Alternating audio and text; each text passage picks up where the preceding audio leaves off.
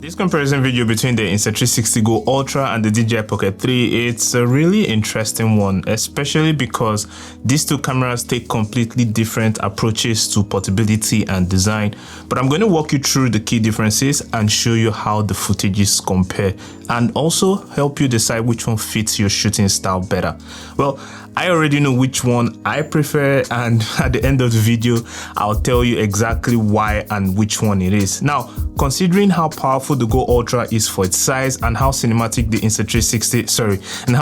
the DJI Pocket 3 gimbal system can be, the answer might actually surprise you a little bit. So you might want to stick around to the end, because I'll also reveal which of the footages came from which camera, so you can guess which one matches and to see if your guess was actually right. Alright, let's start off with some of the main differences between these two camera systems. Both cameras were designed for creators on the go, but they serve completely different purposes. For the Insta360 GO Ultra, it's an all-hand free capture device that you can clip on, wear it or mount it, and start recording and shooting almost instantly anywhere you go to.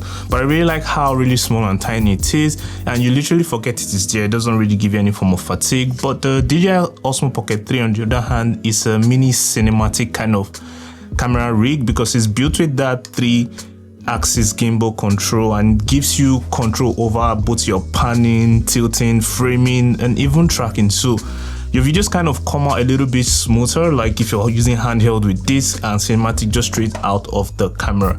The GO Ultra has a magnetic mounting system. Like you can see, this rig I built here is built off of like a magnetic component, and I can just snap this on it, which makes shooting for vlogs and POV really quick, fast, and helps you capture everyday moments instantly. While the DJI Pocket 3 gives you like a rotatable, like 2-inch touchscreen here that you can easily switch between horizontal and vertical when you're shooting your video. When it comes to portability, the GO Ultra weighs right around 53 grams, that's for this, while the Pocket 3 comes in about 179 grams. So it's about 4 times heavier than this, but it is still compact enough to fit in your pocket. And in terms of being waterproofing, the GO Ultra can go up to 10 meters without the case, which is without this one, just the main camera itself. So if you're planning to go underwater filming, you might need some extra kind of gadget to use the DJI Osmo Pocket 3, but the GO Ultra just solves that for you instantly. And also for the internal stabilization, it does pretty well using it. The GO Ultra uses something called a flow state for its EIS, which is the electronic stabilization, and it does a really great job for what it does. Like you can see, the footage is not really shaking and all, but then again, the Insta360 Pocket but then again, the DJI Osmo Pocket 3 has its true mechanical gimbal, so every moment is really stable because of the axial gimbal here. It keeps everything really stable during vlogging or going on the go. So these are some of the major differences between both of these devices, and I'm going to dive into some of the video quality so that you can see how both of these perform under normal light and natural lighting. I'm going to put all the settings in the natural state. I'm not using any type of color grading, and the videos you're going to see is just straightly shot out of the cameras. Now, if you're wondering which of the clips was which of the camera 1 is the GO Ultra, while the camera 2 is the Pocket 3. I hope it was what you thought it was. If you got it right, let me know in the comment section. If you did not, let me know which one you thought it was. But so when it comes to the video quality, things start getting a little bit more interesting. Now, the Pocket 3 has the largest 1-inch sensor, and for that, it just translates into like better performance, especially in low light, and have some more detailed shadow and smoother color transitions. Now you can see footages from the Pocket 3 has some kind of cinematic feel, because you can move and get different slow-mos or different kind of angles when you're filming with this, and also for skin colors and texture.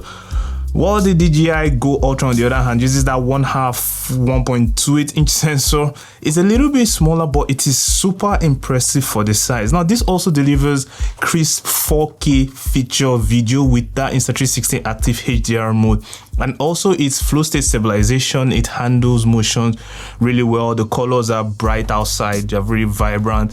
The GO Ultra actually still holds its own, and it controls highlights a little bit better, in my own opinion, when you're looking at the overall image balance.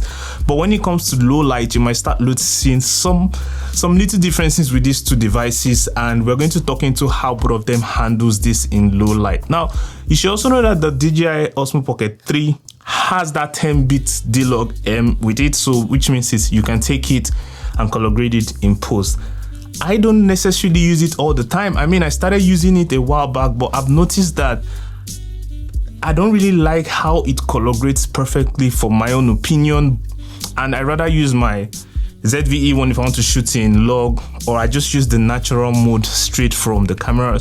But if you really do know how to color grade it very well, you have that option to give you a lot of flexibility to process this in post. But the Go Ultra footage also still looks really sharp, just straight out the box without any color grading, but you can still adjust your highlights and saturation if you need to do that in your post-production. When it comes to low light features, these two devices have dedicated low light scenarios for you to use when you're filming with both of them.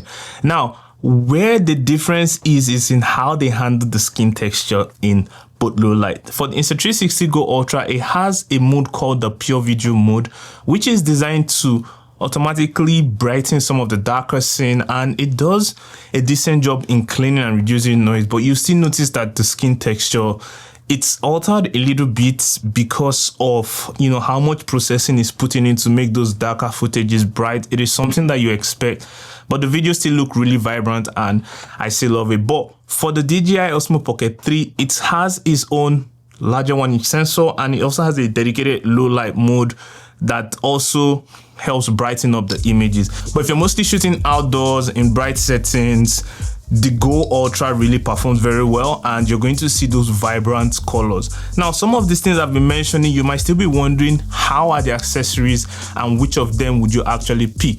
But before I tell you, let's talk about how the mounting options stack up with both of these two devices. Now, for the Insta360 GO Ultra, it has that magnetic mounting system, and why I love this very much is because it can just basically snap to anything magnetic just instantly, and you can use this if you're vlogging, going on the go, to a lamppost, anything magnetic, it snap.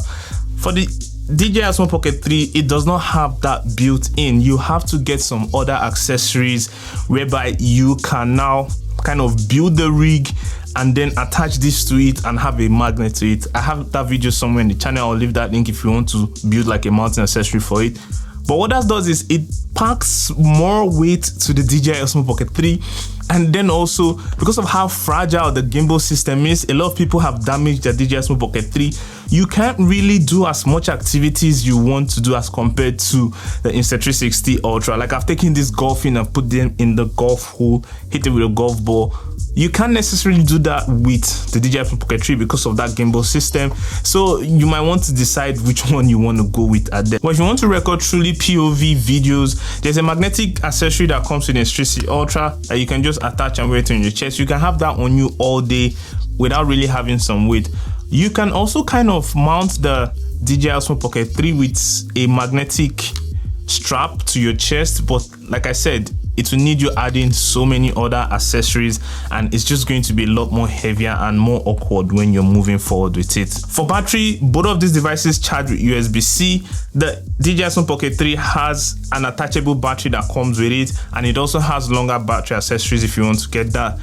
The Insta360 Ultra, on the other hand, has some charging built with it, and also with the case you have more power that you can quickly charge, and both of them also support fast charging. So, and when it comes to recording, the Insta360 GO Ultra has that external memory that you can use as to, I think, up to 1 terabyte or plus memory storage with it.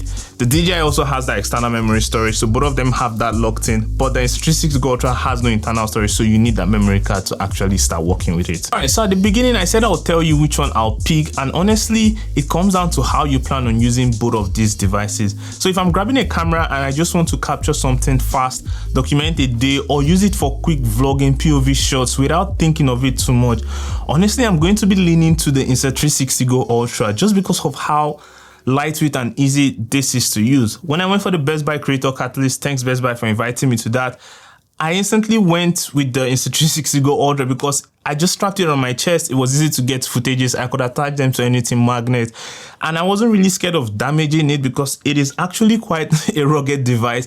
So if you want to have that quick, efficient video quality without scared of damaging your device, I think the Insta360 GO Ultra might be what I'm going to lean for. But if you're looking to get some kind of cinematic shots, really slow-mo and balanced footage that will take access of that gimbal, and also if you want to have like the D-Log M to color grade in post, which will add another step to your creative process, then you might be leaning more towards the DJI Osmo Pocket 3. And just to summarize this up, you can't go wrong with picking any of this, but honestly I found that most time I've ended up taking the Insta360 GO Ultra with me when I'm going out to film or vlog, because I just trust that it wouldn't be damaged. And also with the large screen that I use to preview all that I'm working with, I can have this mounted in another place and still visibly see all of the angles, which is something that I necessarily cannot do with my DJI Osmo Pocket 3. So I've ended up picking this more often. So it just boils down to your use case